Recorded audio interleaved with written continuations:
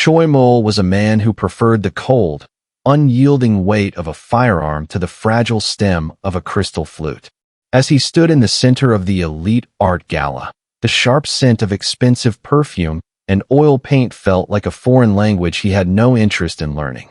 He swirled the amber liquid in his glass, the movement deliberate and rhythmic, matching the slow, calculating beat of a heart that had seen too much of the city's underbelly.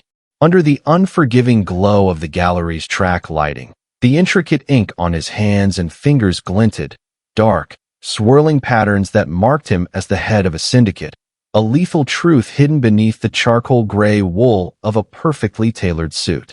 He wasn't here for the art, and he certainly wasn't here for the champagne. He was here as a favor, a godfather's favor, for a younger brother who was far too soft for the world they were born into. His brother had begged him to vet a blind date, a woman who supposedly held the keys to his future. Mu-yeol had agreed, fully expecting to find a shallow socialite or a calculated gold digger looking for a way into the Choi family coffers. He adjusted the cuff of his crisp, white dress shirt, feeling the lack of a tie like a deliberate act of defiance against the pretension surrounding him. His eyes scanned the room with predatory precision, dismissing the guests one by one. The socialites were too loud, the critics too fake, and the security too slow. He was ready to leave, to return to the shadows where he belonged, until the crowd parted. There, standing amidst the polished marble and silent sculptures, was a woman who didn't fit the mold of a gala guest. She wasn't dressed in silk or diamonds. She wore an olive green utility jacket splattered with the vibrant evidence of her craft. As she turned, her natural hair styled in a high, voluminous puff caught the light, and for the first time in his life, Choi Mu-yeol felt the world around him stop spinning. He had come to scout a woman for his brother, but the moment his gaze locked with the radiant confidence of the artist, he realized the favor was over. His own story was just beginning. Mu-yeol stood near a fluted marble pillar, his presence a dark, immovable anchor in a room of shifting silks and whispered pretensions. For a man who dictated the terms of life and death in the city's darkest corners, the curated silence of the gallery felt heavier than the charcoal wool of his suit. He checked the time on his heavy steel watch, his tattooed fingers grazing the glass as he scanned the room for the woman his brother was supposed to meet. He was looking for a socialite, someone polished and predictable, but his predatory focus kept snapping back to the center of the room. Lyric Washington moved with a rhythmic grace that had nothing to do with the classical music drifting through the air. She was a splash of vibrant, living color against the stark white walls, her natural hair styled in a high, voluminous puff that framed a face radiating an effortless, glowing warmth. She wasn't wearing an evening gown. She was dressed for work in an olive green utility jacket, its fabric splattered with dried streaks of gold and crimson.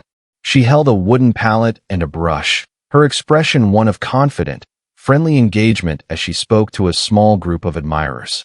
To Mu-yeol, who lived a life of gray shadows and cold steel, she was the only thing in the room that felt truly alive. When she finally looked his way, Mu-yeol forgot to look away. He stood there, his champagne glass frozen midair, his gaze locked on her with an intensity that would have made a seasoned lieutenant tremble. But Lyric didn't flinch. Instead, she offered a knowing, comfortable smile, the kind of look that suggested she saw right through the expensive suit to the dangerous, captivated man underneath. She stepped toward him, the palette still in her hand, her eyes dancing with a mix of curiosity and ease. "You look like you're waiting for a masterpiece," she said, her voice a rich, smooth melody that bypassed his defenses. "Or like you're the one the masterpiece was painted for." Mu-yeol's heart, usually a cold and steady engine of calculation, skipped a beat.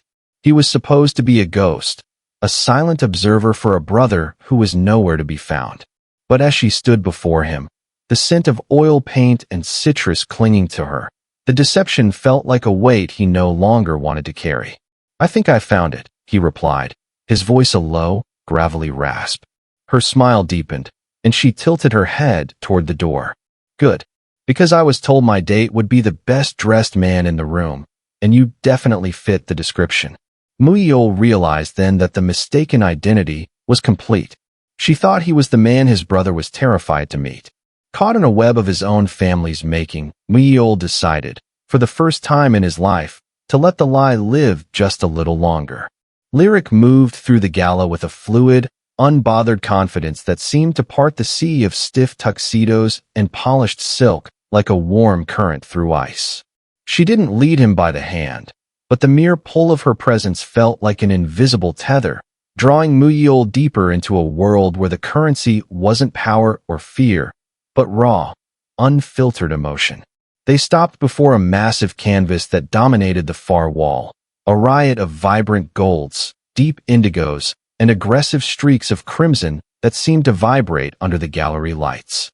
"This is the one that nearly broke me," Lyric whispered, her voice low and intimate, cutting through the background hum of the elite crowd. She stood close enough that Mu-yeol could catch the faint, grounding scent of sandalwood beneath the sharp tang of turpentine.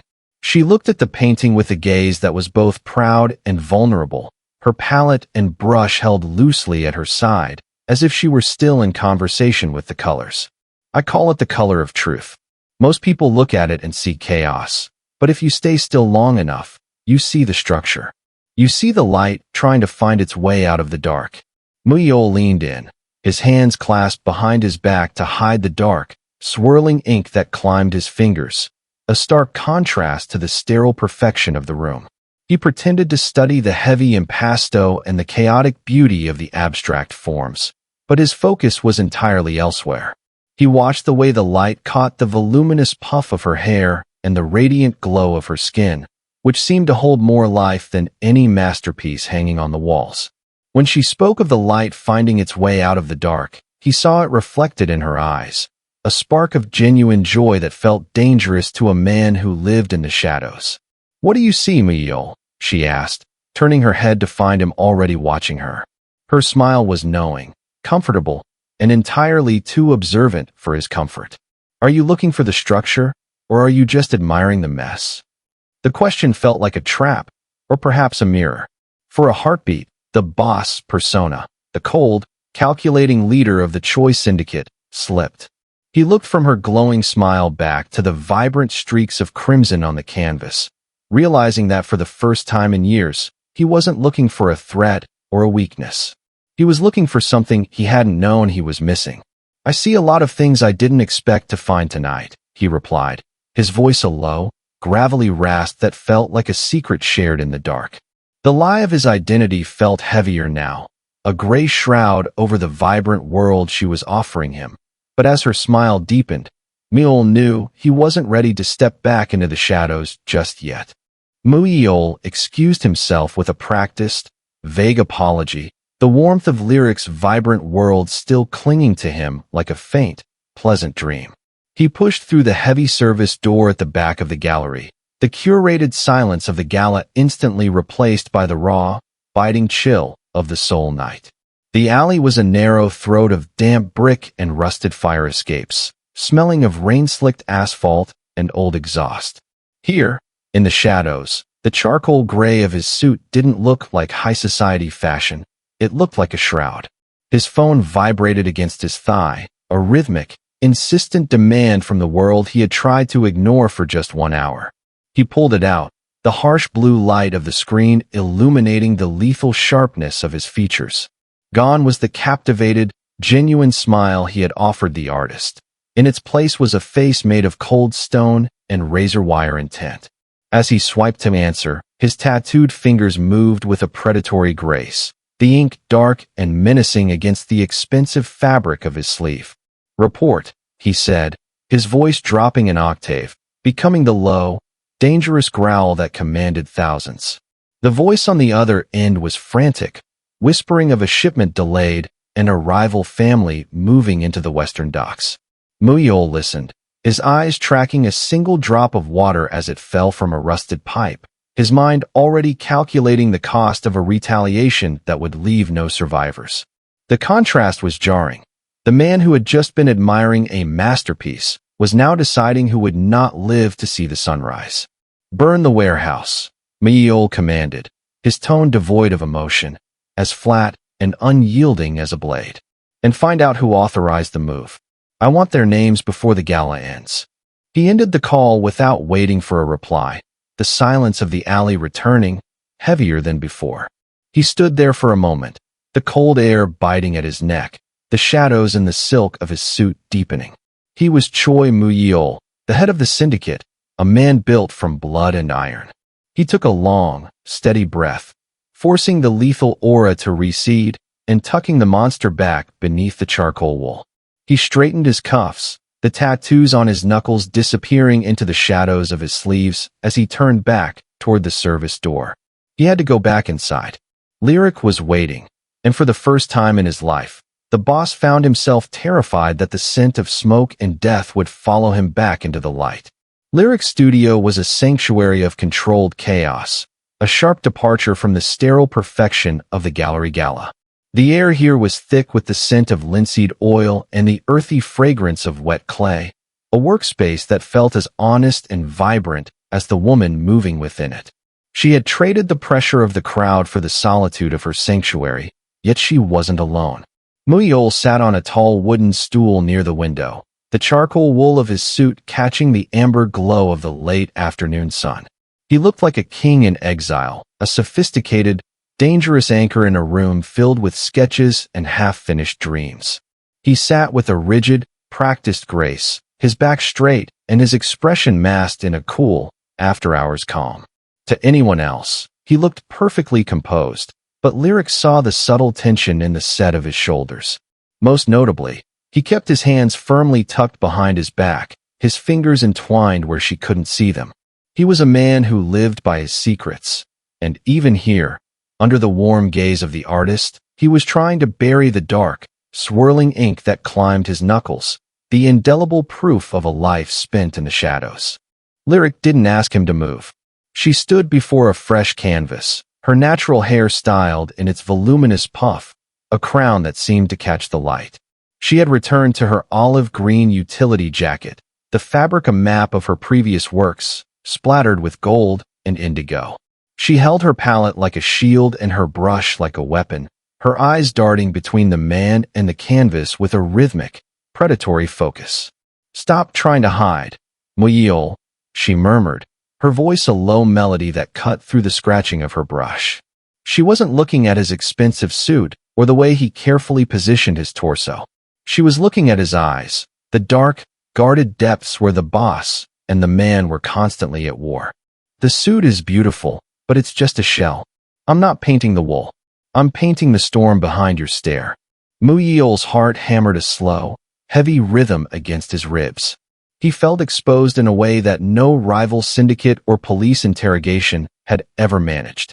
As she leaned in, her palette knife scraping a bold line of crimson across the canvas, he felt the urge to stand up and walk away, to return to the gray world where he was feared rather than seen. But then she looked back at him with that knowing, comfortable smile, and the shadows in his soul felt a little less heavy. He kept his tattooed hands hidden, but for the first time, he realized that if he stayed still long enough, Lyric Washington might find the truth without him ever having to say a word. The tea house was a sanctuary of cedar and rising steam, tucked away from the neon pulse of Seoul's restless streets. Inside the private room, the only sound was the rhythmic pour of roasted barley tea, a stark contrast to the chaotic symphony of oil paint and whispered secrets Mu-yeol had left behind in the studio. He sat cross-legged on the floor, the charcoal gray fabric of his suit trousers pulled taut, his back as straight and unyielding as the blade he kept hidden. Across from him, his younger brother, Min-ho, fidgeted with his porcelain cup, his nervous energy a sharp departure from Mu-yeol's lethal, after-hours calm. "So," Min-ho began, his voice barely rising above the whistle of the kettle, "the girl at the gallery. The artist. Did you get a sense of her? Is she the kind of woman who could handle our family? Or is she just another socialite looking for a trophy?" Mu-yeol didn't answer immediately. He watched the steam curl into the air, his mind tracing the memory of Lyric's radiant, glowing complexion and the way her olive green utility jacket looked like a map of a world he didn't deserve.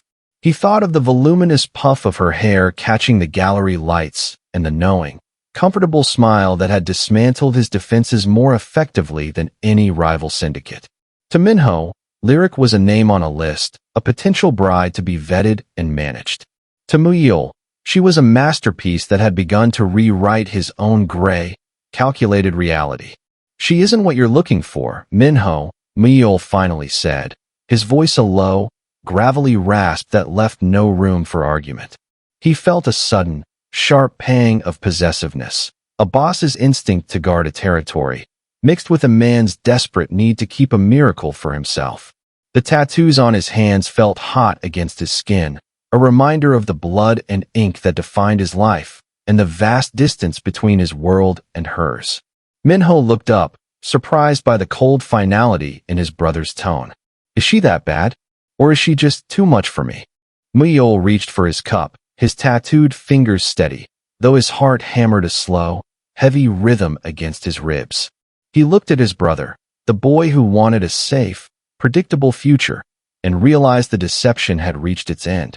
He couldn't hand Lyric over. He couldn't let her light be dimmed by the expectations of a family that lived in the dark. "She isn't a socialite, and she certainly isn't a trophy," Mu-yeol murmured, his gaze fixed on the tea. "She is a storm, and you aren't the one meant to weather it." In that quiet room, amidst the scent of cedar and roasted grain, the boss made a silent vow. Lyric Washington was no longer a favor to be done. She was the only truth he had left to protect. The heavy glass doors of the gallery were locked to the restless pulse of Seoul, leaving the curated silence inside to settle like dust. Under the focused glow of a single spotlight aimed at her latest abstract piece, the room felt less like a public institution and more like a private sanctuary. Mu-yeol sat on a low velvet bench, the charcoal gray of his suit jacket unbuttoned, his crisp white shirt open at the collar. He looked less like a syndicate boss and more like a man in exile from a world of gray shadows.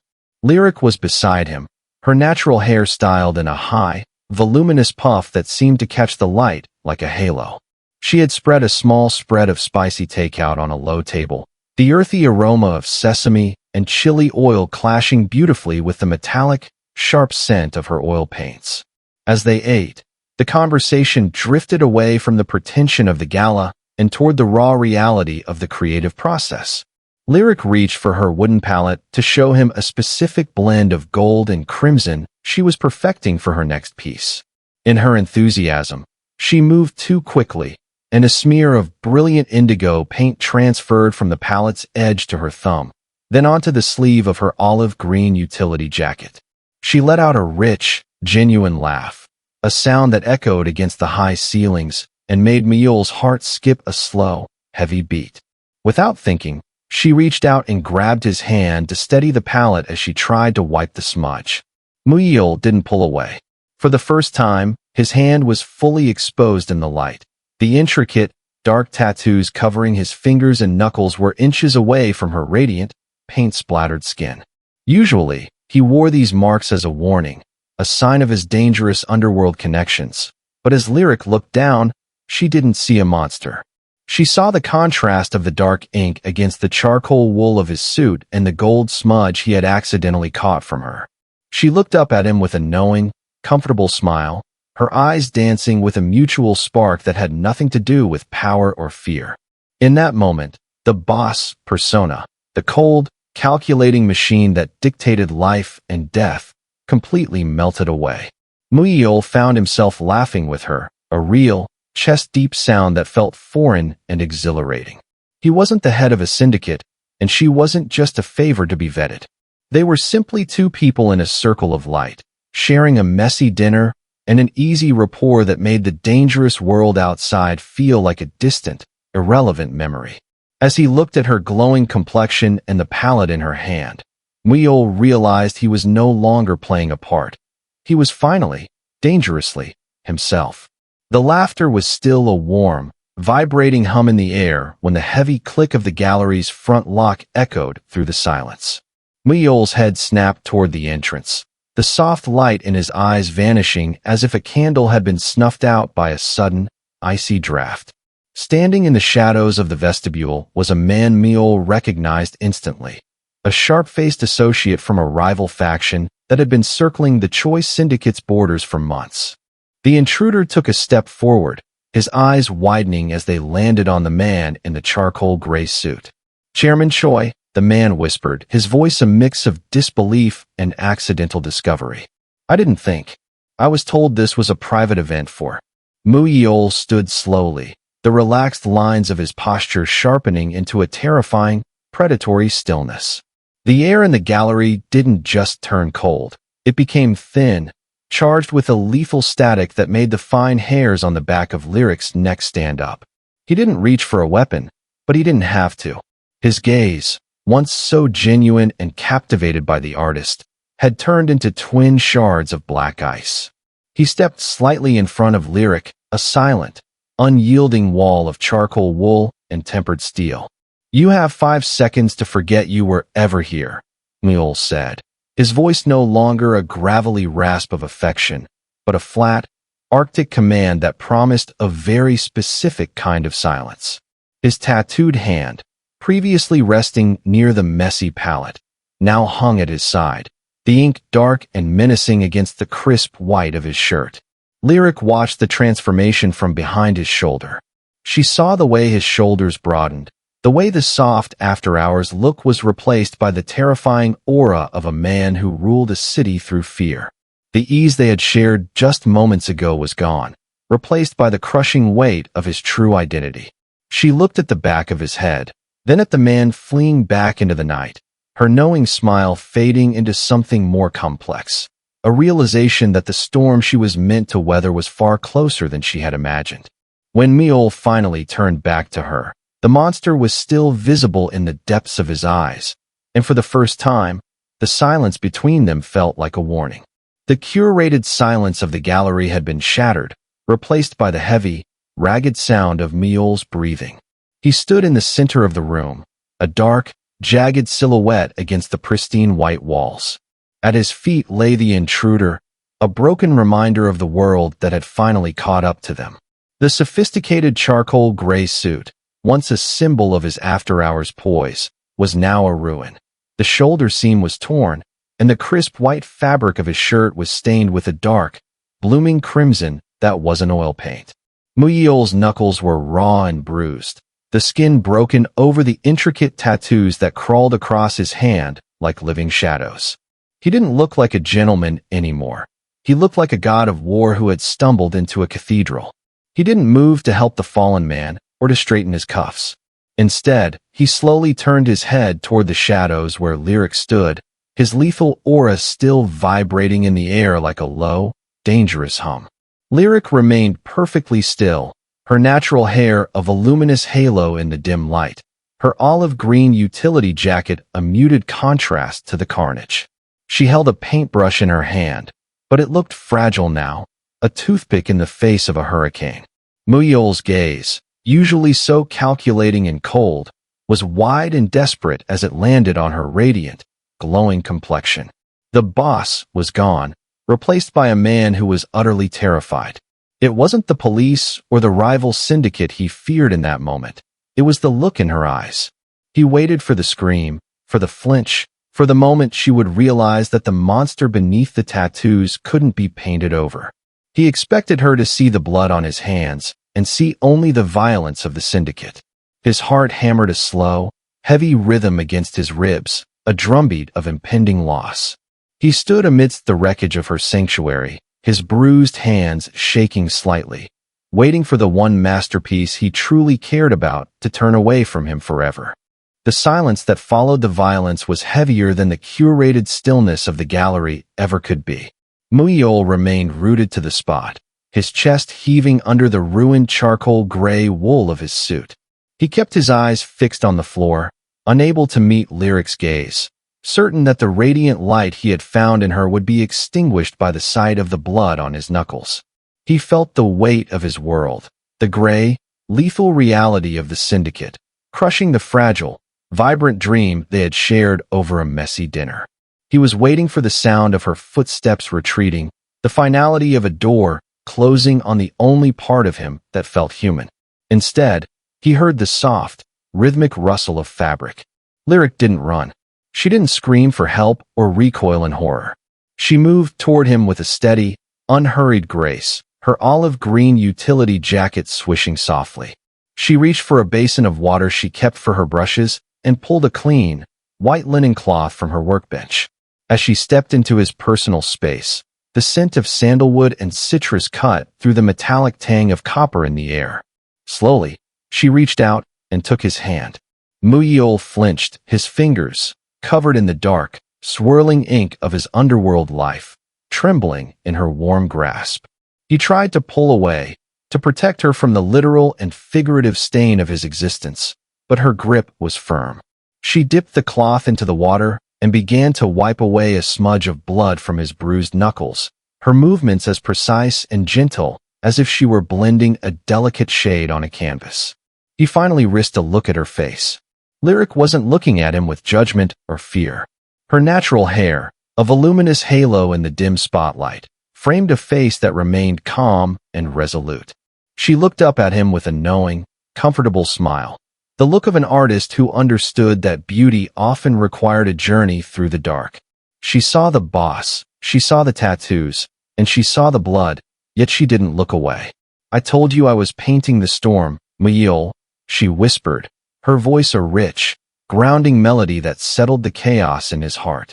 She continued to clean his hand, her touch washing away the cold gray of his persona. A little mess doesn't change the masterpiece. In that moment, the fear of rejection that had paralyzed him began to dissolve. He realized that Lyric wasn't a fragile socialite to be shielded from his truth. She was a woman who could see the man beneath the monster and choose to stay. As she finished cleaning his hand, she didn't let go. She entwined her paint-splattered fingers with his tattooed ones, a mutual spark of acceptance that promised a future where he no longer had to hide in the shadows. The city below was a tapestry of neon and shadow, a sprawling masterpiece of light that Mu-yeol had once tried to control through fear alone. Now, standing on the high-rise balcony, the wind off the Han River was cool and carried the scent of rain and distant, unspoken possibilities. The restless pulse of Seoul continued its frantic rhythm, but up here, the air was still, charged only with the quiet gravity of a man who had finally found his anchor. Mu-yeol was tireless, the rigid lines of his charcoal gray suit softening as he leaned against the glass railing. His crisp white collar was open to the night air, and for the first time, he wasn't hiding. His tattooed hands rested openly in the moonlight, the intricate ink on his fingers no longer a warning to be feared, but a part of a story that was being rewritten with every breath. He looked less like the head of a syndicate and more like a man who had survived a long, gray winter and was finally stepping into the sun. Lyric leaned against him, her weight a grounding, comfortable warmth that made the dangerous world below feel like a distant memory. Her natural hair, a voluminous puff that caught the silver glow of the moon, brushed against his shoulder as she looked out at the horizon. She wasn't wearing her paint-splattered jacket tonight, but her radiant, glowing complexion and knowing smile remained as vibrant as ever. She looked at the city not as a battlefield of rivalries and contracts, but as a vast, shifting canvas waiting for the next stroke of brilliant color. "It looks different when you stop fighting it, doesn't it?" she whispered, her voice a smooth, rich melody that settled the last of the storm in his chest. Mu-yeol looked down at her, his gaze warm and genuinely captivated. He realized then that he had spent his life building walls and managing shadows, believing that power was the only way to ensure survival. He had thought that being a boss meant being untouchable, but Lyric had shown him that the most profound strength isn't found in the armor we wear or the secrets we keep. It is found in the vulnerability of being seen, truly seen, and the courage to stay. True transformation doesn't come from erasing the dark marks of the past, but from finding the person who looks at your messy, unpainted truths and sees a masterpiece in progress. As they stood together overlooking the city, Mu-yeol knew the shadows would always be there, but he was no longer afraid of them. He was a man living in full, vibrant color, finally understanding that the most beautiful art isn't found on a gallery wall, but in the honest connection between two people brave enough to love without a mask.